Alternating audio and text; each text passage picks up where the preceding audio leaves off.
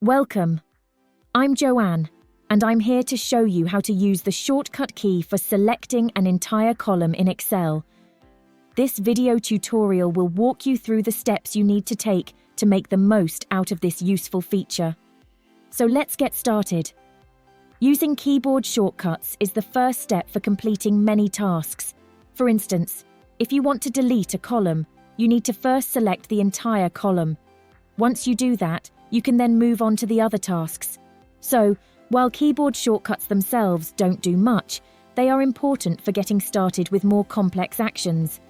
You can find a link in the description below for the shortcut key to delete column in Excel.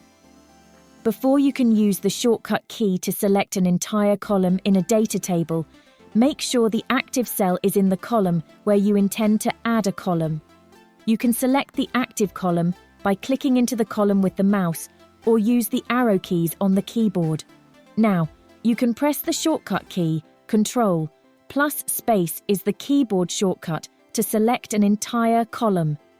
That is all that is required to complete the task.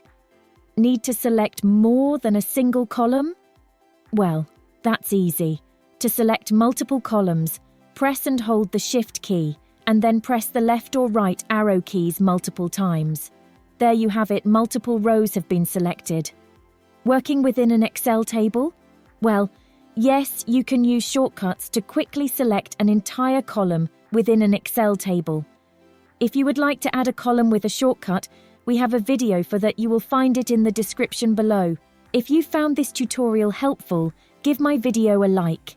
If this is your first time here, hit that subscribe button and join our online community. Thanks for watching, and I'll see you in the next video.